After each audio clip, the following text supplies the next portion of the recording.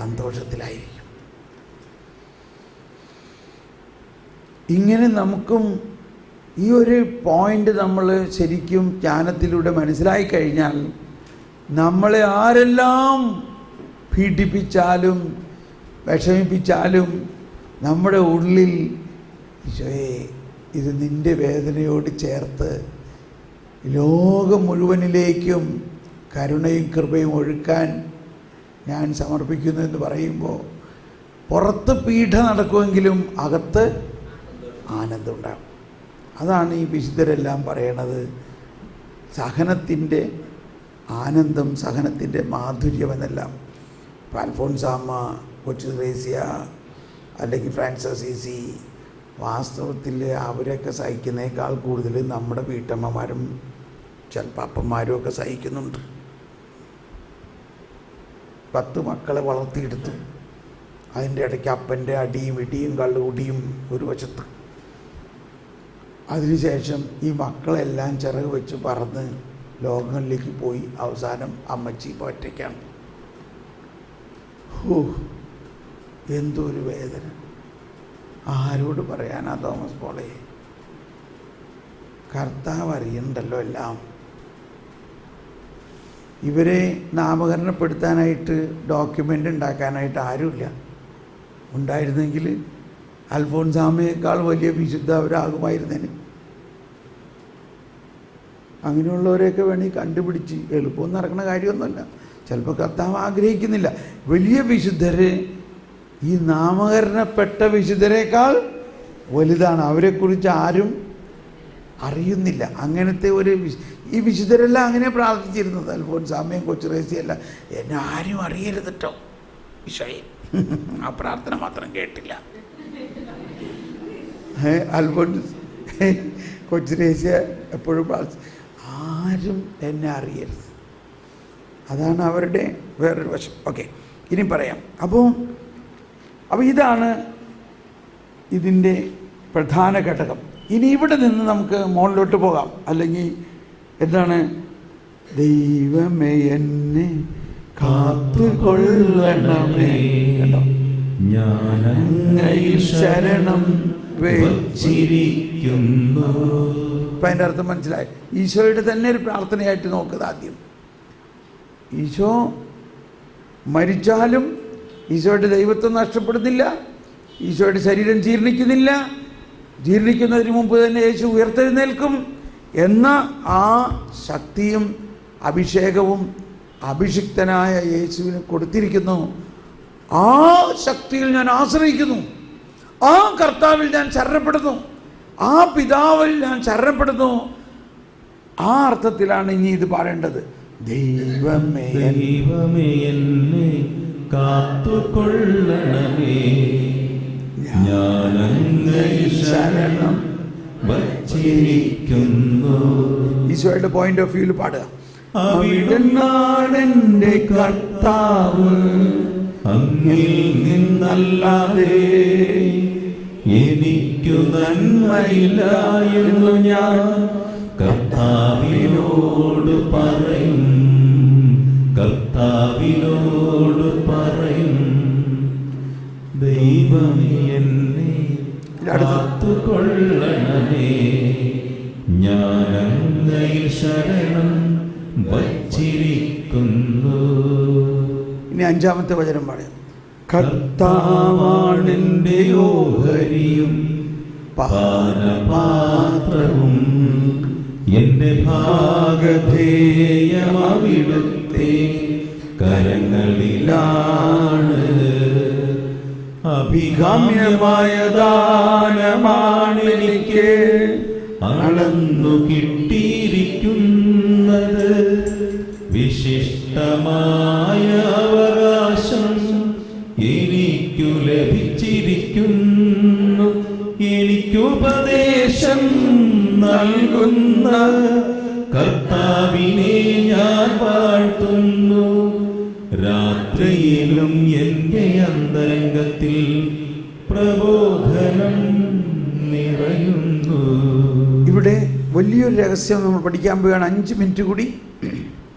ഷുഗറുള്ളവരൊക്കെ ഒന്ന് വരയ്ക്കാൻ തുടങ്ങിയോ? 5 മിനിറ്റ്. കർത്താവാണെൻ്റെ ഓഹരി, അഭികാമ്യമായ ദാനം എനിക്ക് അളന്നു കിട്ടിയിരിക്കുന്നു. ഇപ്പം നമ്മളുടെ നാട്ടിലെ ഒരവസ്ഥയാണെങ്കിൽ, നമ്മൾ 5 മക്കളുണ്ട്, 5 ഏക്കർ സ്ഥലമുണ്ടെങ്കിൽ നമുക്ക് എന്ത് ഓഹരി കിട്ടുന്നു? 1 ഏക്കർ ഓഹരി. അപ്പോൾ ആ ഒരു കവിതാത്മകതയും സിംബോളിസമാണ് ഉപയോഗിച്ചിരിക്കുന്നത്. ഓഹരി അളന്ന് കിട്ടണു, നമുക്ക് അളന്ന് കിട്ടണം. ഇത് നമുക്ക് നഷ്ടപ്പെടുമോ? ഒരിക്കലും നഷ്ടപ്പെടില്ല. It is our inheritance. അപ്പോൾ അങ്ങനെയുള്ള ആ ഓഹരി, ആ പദങ്ങളാണ് ഉപയോഗിച്ചിരിക്കുന്നതെങ്കിലും ഇവിടെ എന്താ പറയുന്നത്? കർത്താവാണെൻ്റെ ഓഹരി. അപ്പോൾ കർത്താവാണ് ഓഹരിയെങ്കിൽ നമുക്ക് എത്ര കിട്ടും? 5 മക്കളുണ്ട്, 5 ഏക്കർ സ്ഥലമുണ്ട്. അപ്പോൾ ഓരോരുത്തർക്ക് എത്ര ഏക്കർ വെച്ച് കിട്ടും? ഓരോരുത്തർക്ക് എത്ര കിട്ടും? 5 ഏക്കർ. കണ്ടോ?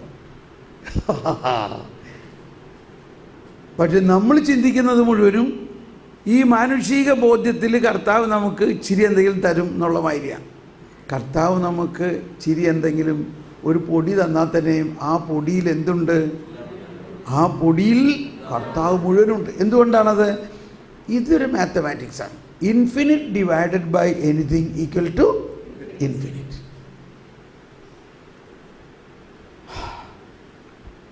അപ്പോൾ ദൈവം ഇൻഫിനിറ്റ് ആണെന്നുള്ള ആ ഒരു സത്യം നമ്മൾ ഉൾക്കൊള്ളുകയും ആ ഇൻഫിനിറ്റ് ദൈവത്തിൽ നിന്ന്, ഇതാണ് ഈശോ പറഞ്ഞത്, ഒരു കടുകുമണിയോളം നമുക്ക് കിട്ടുകയാണെങ്കിൽ, നമ്മുടെ ഇവിടുത്തെ കടുകുമണി അല്ല കടുകുമണി, അതിനേക്കാളും ഒരു 100 മടങ്ങ് കുറവാണ്. 100-1 ഭാഗം ഉണ്ടാവുള്ളൂ ഇസ്രായേലിലെ കടുകുമണി. ഒരു നേരിയൊരു തരിയാണത്, ഒരു പൊടിയാണത്. ആ പൊടിയിൽ എന്തുണ്ട്? മുഴുവൻ ഈശോ ഉണ്ട്. ഇപ്പം ഇവിടെ വിശുദ്ധ കുർബാന സ്വീകരണം നടക്കണു.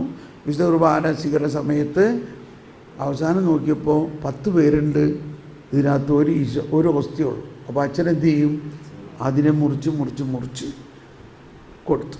അങ്ങനെ ഇരിക്കുമ്പോൾ അവസാനം ഒരാൾ കൂടി അതിലേക്ക് ഉടനെ ചാടി വന്നേക്കണം. എടാ, എനിക്ക് നേരത്തെ വരായിരുന്നില്ലേ? സാരമില്ല. അപ്പോൾ ഈ പൊടിയേയും കൂടി വീണ്ടും പൊടിച്ചു. ഒരു തരി, ഒരു കടുകുമണിയെ കൊടുക്കാൻ പറ്റുള്ളൂങ്കിൽ അതിലാരുണ്ട്? അതാണ് if you have faith as much as the size of the mustard seed എന്ന് പറഞ്ഞു. As much as the size of the mustard seed. അപ്പോൾ ഇതാണ് ആ വിശ്വാസത്തിൻ്റെ ആഴം എന്ന് പറയുന്നത്. ദൈവത്തിൻ്റെ അനന്തതയിൽ നിന്ന് ഒരു കടുകുമണിയോളം നമുക്ക് കിട്ടിയാൽ ദൈവത്തെ മുഴുവനും കിട്ടിയിരിക്കുന്നു എന്നുള്ള വിശ്വാസത്തിനെയാണ് അവിടെ ഈശോ പറയുന്നത്, നിനക്കൊരു കടുകുമണിയോളം വിശ്വാസമുണ്ടെങ്കിൽ എന്ന് പറയുന്നത്. മനസ്സിലായോ? അപ്പോൾ നമ്മുടെ ഓഹരി ദൈവം തന്നെയാണ്. നമ്മുടെ ഓഹരി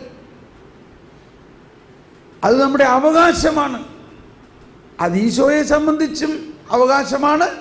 എന്നാൽ യേശുവിലുള്ള വിശ്വാസത്തിലൂടെ ദൈവമക്കളാകുന്ന നമ്മൾക്കും ഈശോയുടെ കൂട്ടവകാശികളാണ്.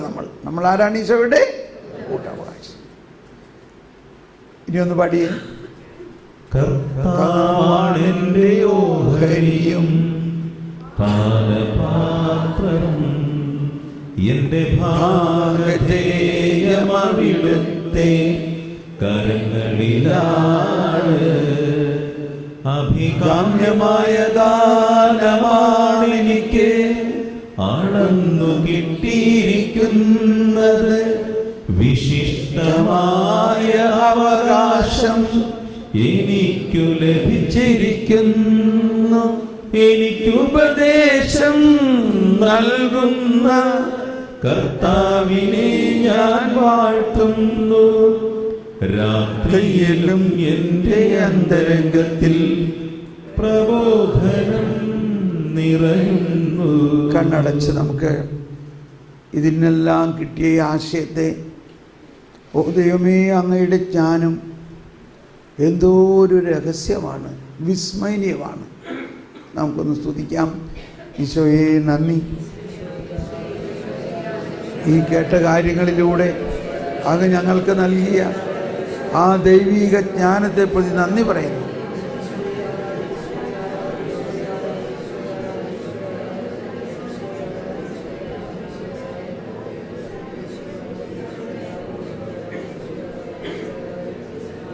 Praise the Lord.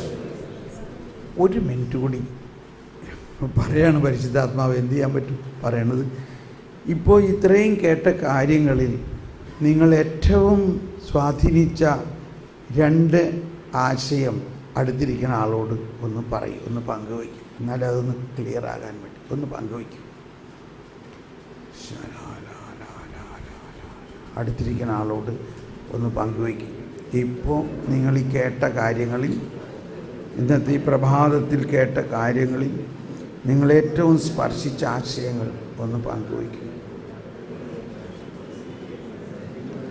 ഓ പരിശുദ്ധാത്മാവേ, സഹായകനായ പരിശുദ്ധാത്മാവേ, ഞങ്ങളിൽ പ്രാർത്ഥിക്കണമേ. ഞങ്ങളിൽ പ്രാർത്ഥിക്കുന്ന പരിശുദ്ധാത്മാവേ, ഞങ്ങളെ ദൈവിക രഹസ്യങ്ങൾ ഞങ്ങളിൽ തുറക്കണമേ.